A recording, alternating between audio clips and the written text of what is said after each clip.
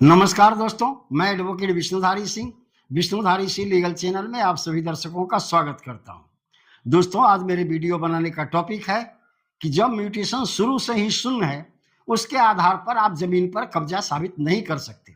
और दूसरा है दोस्तों कि यह शून्य म्यूटेशन जो है, जब जानकारी आपको मिली है कि हमारे अगेंस्ट में कोई म्यूटेशन करा लिया गया है जो शून्य है, उसके बाद आपका अधिकार शुरू होता है कि आप उसे कैंसिल कराएं। दोस्तों, आइए सबसे पहले देखते हैं कि म्यूटेशन से आपको क्या क्या लाभ होते हैं।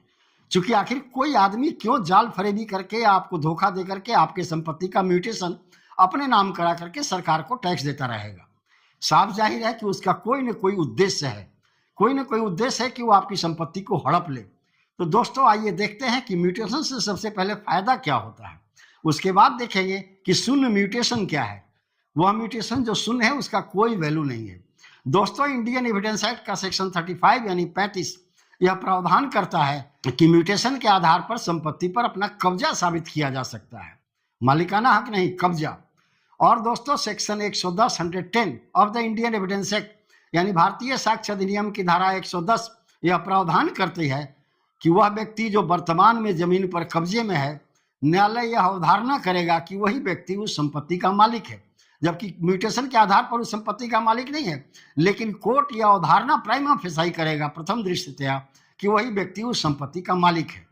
दोस्तों, आप देख रहे हैं कि कब्जा के आधार पर वो उस व्यक्ति को न्यायालय भी मान्यता देती है प्रथम दृष्टया। बाद में वो साबित करेगा कि उसका टाइटिल नहीं है तो उसको बेकब्जा कर देगा। अब दोस्तों, देखते हैं कि वो शून्य म्यूटेशन क्या है। वह कौन सा म्यूटेशन है जो शुरू से ही शून्य है, जिसकी कोई मान्यता नहीं है। पहला है दोस्तों, धोखाधड़ी या जालसाजी से कराया गया म्यूटेशन। दोस्तों, आप सर्किल ऑफिसर के पास, जिसे हम तहसीलदार भी कहते हैं या अंचलाधिकारी भी कहते हैं, खास करके बिहार जैसे राज्य में, वहां पर जाकर के गलत ट्रांसफर दस्तावेज दिखा देते हैं, या दोस्तों गलत वंशावली के आधार पर अपने नाम पर दाखिल खारिज करा लेते हैं।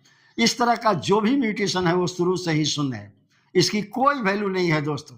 लेकिन तत्काल जो इस तरह का जालसाजी करने वाला व्यक्ति है, वो आपकी संपत्ति पर कब्जा का दावा कर सकता है। इस तरह के म्यूटेशन के बारे में ऑनरेबल सुप्रीम कोर्ट ने कहा कि जो म्यूटेशन शून्य है, यानी धोखाधड़ी या जालसाजी करके प्राप्त की गई है या अनरजिस्टर्ड डीड के आधार पर प्राप्त की गई है, ऐसे म्यूटेशन के आधार पर किसी व्यक्ति को उस संपत्ति पर कब्जा साबित करने का अधिकार नहीं मिलेगा। दोस्तों, आइए देखते हैं ऑनरेबल सुप्रीम कोर्ट का जजमेंट क्या है।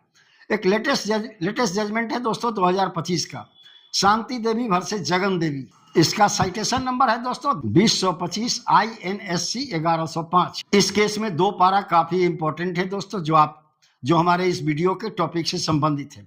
पारा नंबर 25 और पारा नंबर 31।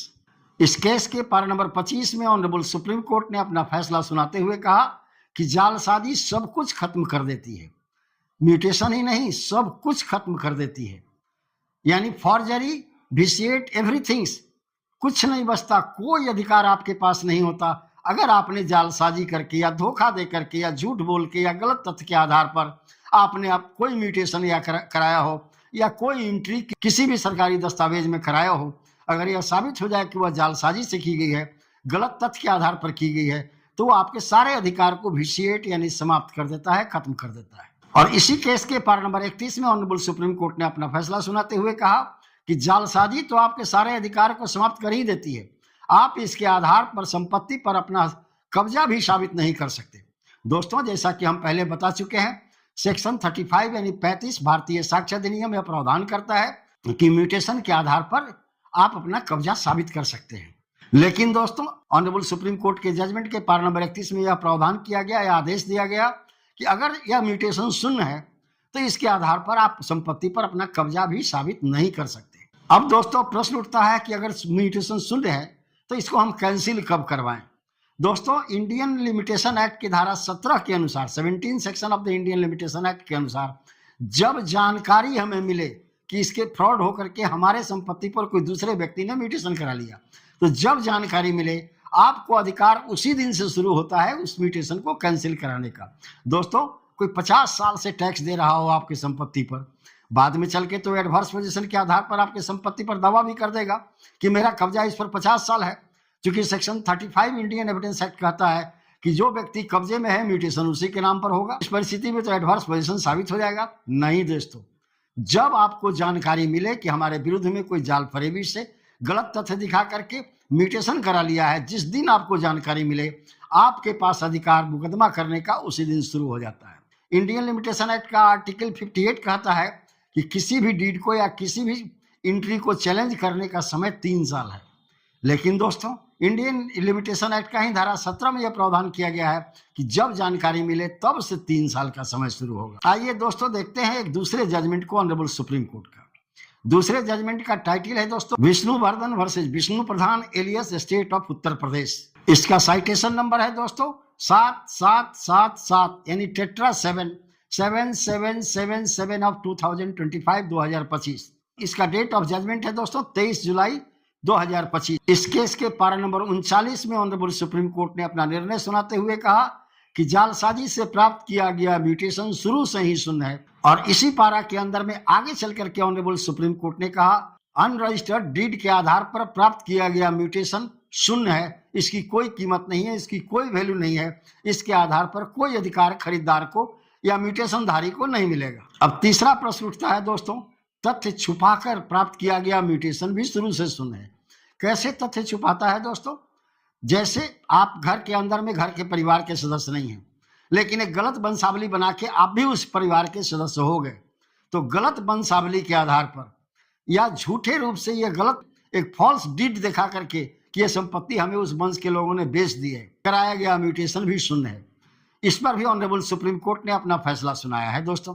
आइए उस दूसरे केस को देखते हैं। केस का टाइटल है दोस्तों ए भी पपाया शास्त्री वर्सेज शंकर। इस केस के अंदर में ऑनरेबल सुप्रीम कोर्ट ने भी यह जजमेंट देते हुए कहा गलत तथ्य के आधार पर सही तथ्य को छुपाकर प्राप्त किया गया कोई भी म्यूटेशन शुरू से ही शून्य है। इसके आधार पर आपको कोई अधिकार उस संपत्ति पर नहीं मिलेगा जिस संपत्ति पर आपके नाम पर म्यूटेशन हुआ है। दोस्तों अब देखते हैं गलत तथ्य क्या है। ऑनरेबल सुप्रीम कोर्ट ने अपने जजमेंट में ही कहा कि गलत तथ्य क्या क्या हो सकते हैं। जालसाजी से प्राप्त किया गया कोई भी कागज, कोई भी दस्तावेज, गलत वसीयत, गलत वंशावली के आधार पर प्राप्त किया गया म्यूटेशन शुरू से ही शून्य है।